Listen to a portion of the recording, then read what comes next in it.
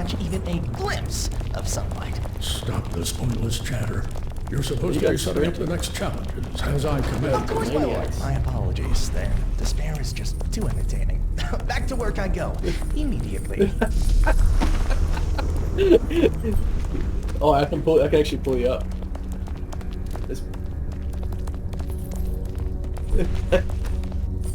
Nice.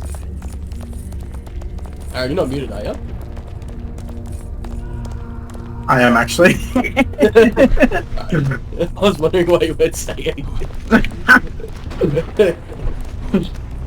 Oh, fuck! Help! Help!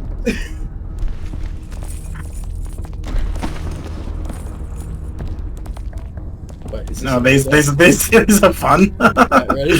Alright, this is what I recommend. Ready? Face the way I'm facing, jump, and then do that. That'll be the easiest way. Oh, okay. Okay, that was my bad. Hey everyone, how's it going? It hasn't really been that long since I've been off of my uploading streak, but it does feel like a long time has passed. It's strange when you go through a phase like this, when you've been uploading and content creating for so long, that going out of the cycle of content creating feels like that you haven't done it in a year or even a decade. I know it's a bit extreme, but sometimes it can feel like that. Anyways, towards the end of December, I decided that after my last video, I was just going to take a break, and I'm honestly glad I did. And it's something that I've also done more than once since I've been on this channel. Now that it's the new year, I can already feel this immediate feeling of overwhelmingness across the synapses in my brain, and the infinite distractions that I can also tap into with my computer screen and other things in the world. And let's just say that a few things have come up in my life, and a few things are going to change moving forward. And one of those things is my perspective of a goal that I had in mind in regards to my mission to the kingdom of Backlogdom. The piles of games that I've bought and never played and are waiting for their turn. This is something that we have in our lives. It's like a baggage of sorts, where we at one point decide that we wanted that one thing and even believed that we would hook ourselves onto it as soon as possible. That's what I would think to myself anyways whenever I bought something of interest in the moment.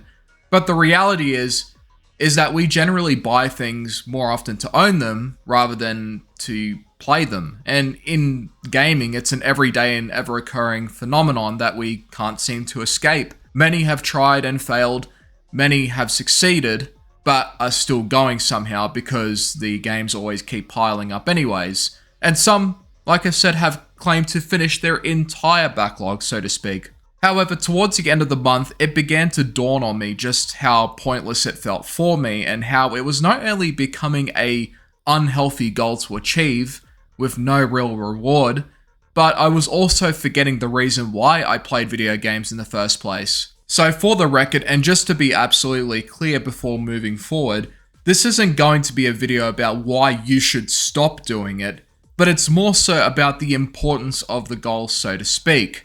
And for those that still want to continue this goal, then more power to you. I won't stop you. In December, I went through a metric ton of games and I was playing them for short amounts of time, or at least enough to gauge whether I could see myself playing it or not in the future. Some I had finished and enjoyed, some I loved, some I dropped entirely, and some I barely played at all. However, it was getting to a point where I would start dropping games too quickly, like way too quickly. And I started to feel depressed about the whole goal and was wondering what the fuck I was even doing with my own gaming time. And it started with questions like, do I actually want to play this, or am I just playing for the goal? And as I've gotten older, I've learned to follow my heart more, and my heart just simply wasn't in it with this goal anymore. And retrying a game like, say, Need for Speed Most Wanted 2012 only just confirmed this feeling and made me reject the goal entirely afterwards. We play for escape and relaxation, and in between that, we discover and explore other feelings and desires that we may have wanted in a game. Maybe we want something addictive like Balatro, but without all of the gambling properties associated with it. Or perhaps turn the wheel back in time to the 90s and revisit the classic Need for Speed games. This ultimate rejection of the goal and the desire to play what I actually wanted to play made me so much happier than when I was grinding towards said goal. So to get into specifics, I'll explain the epiphanies that I've had along the way from my own point of view, so that I can try and paint the picture for you as to why else I stopped doing this. So, I had mentioned this already, but I had barely played a lot of the games that I tried out. Here, take a look at a few images. Take a look. Do you see the problem already? Do you see what I mean? And why so little playtime, you might ask? Well, it starts with numbers. With backlogs, you're constantly reminded of how many you have in your collection, and this center of guilt starts to generate in your mind, subconsciously or otherwise, telling you that you should play these games at some point. I always look at these games in my collection and think, yeah, I'll play that at some point. But I've said that to myself more often than I have actually played those games in mind. On its own, this thought is pretty harmless, but when you associate it with the pursuit of going for your backlog, it gradually begins to turn into an obligation where you begin feeling like that you must play these games and that whenever you buy something, you should play it immediately. I had the same thought in my last video because at the time, I was adamant in the goal. I was adamant in the pursuit of going for it. I genuinely, at the time, wanted to give the games I hadn't played a chance, and that feeling hasn't necessarily changed either. There are still plenty of games in my list that I absolutely do want to return to and give a chance, but my approach towards that and my attitude towards that list has changed. My categories are still being used, but that's just for organizing reasons rather than a list of tasks to achieve. Backlogs are work. They take an immeasurable amount of time to achieve no matter how adamant or dedicated you are in going for this goal. And the thing too is that I didn't just have Steam to look at, but also GOG, Epic Games Store, and not to mention all of the other games I have outside of those platforms. At this point, we are reaching the threshold of like thousands in terms of the collection that I have, and it is incredibly daunting when you realize just how many games that you have and how many you have not played in your collection. Even with a significantly smaller collection, I would still be asking myself questions, and having a smaller list wouldn't necessarily make the goal easier either, contrary to what you might think, because it's not about how many games you have, but more so about what you actually want to do. And when you're a lot older, you have far more important questions to ask yourself outside of the sphere of gaming, not to mention dealing with the circumstances that could be surrounding your life at that point. So you should really ask yourself this and be honest with yourself about it. Is this goal really that important? In the grand scheme of things, it really isn't. At all. It just isn't. It does not matter. However, on a personal level, at least maybe in terms of how you might feel personally, you might feel a different type of way about it. It might be important for you in the moment, but in the grand scheme of things, it isn't. Because there are just so many more things that will occur outside or inside of gaming. And if you do feel like the goal is important still, then you should ask yourself a different question. What am I getting out of this? What is the reward? Goals ultimately are something of desire and fulfillment that we strive for. Things that we go for to move forward in life.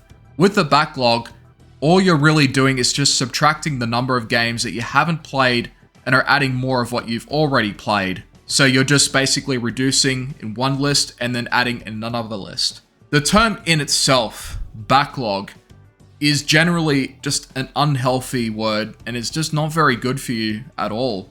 Looking at your games as a backlog rather than say a library just isn't a very good thing, really, because it negatively reinforces this obligation, this belief you have that you absolutely need to go through all of these games so that you can stop feeling guilty about not playing them when there's nothing to really feel guilty about. You have no obligation at all to play all of these games. You bought these games because you wanted them at the time, and now you can take solace in the fact that your library, your collection is richer having that game in your collection. So over time, I personally have learned to distance myself from the backlog term and have treated the collection as a library where I can pick up whatever I want and play whatever I want, even if it means replaying something I love. And this mentality doesn't exactly negate the word backlog in itself. I still have a backlog, but how I'm treating that backlog is different to how I was treating it before, where now I just have this collection as like a library where I can pick whatever I want and play whatever I want at any time, rather than a list of work to go through. And that's what treating games as a backlog is like. It's like treating it like work. And no, just no. Don't do that, ever. I do not recommend it. it is soul-crushing and depressing. The whole point of playing games at the end of the day is playing stuff that you enjoy, having a good time, doing what you feel, and not what you force yourself into playing. Where my moods will shift will also depend on how I'm feeling at the time and what I feel like playing. And this doesn't always guarantee that another game will get playtime. I may end up replaying something that I want to play, but so be it. It's at the end of the day what I want to play, and that is that. I don't force myself anymore to play something that I'm not in the mood for. If I'm not in the mood for horror, I simply will not play one, because it's just not where I am right now. If I want to do more racing, then I will comb through the list of games that I have that are racing games. The difference in this attitude towards my library is picking what I actually want to play rather than playing for numbers.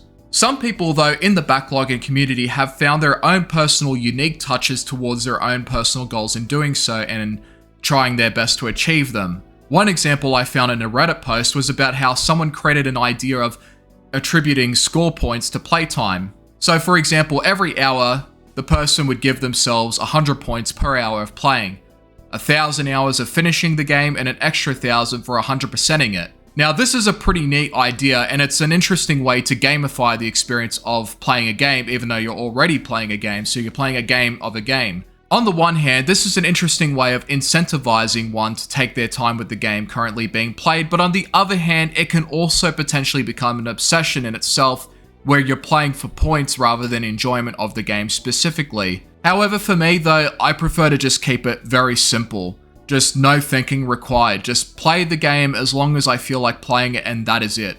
I said it before and I'll say it again in this video because I still believe this. You do not have to finish the game. If you're not enjoying the game anymore, or you've simply had your fill of the game, then you can just simply drop it and move on. It's that simple. There is nothing in the game that says that you need to finish it. You finish it when you feel like doing so. The problem for me before was that I was going through some titles way too quickly, and in retrospect, there were some titles that I dismissed and realized that I would have actually enjoyed them if I just gave them more time to play. For example, the two OlliOlli games, which are 2D skateboarding games, each with levels and goals to reach similar to the Pro Skater series.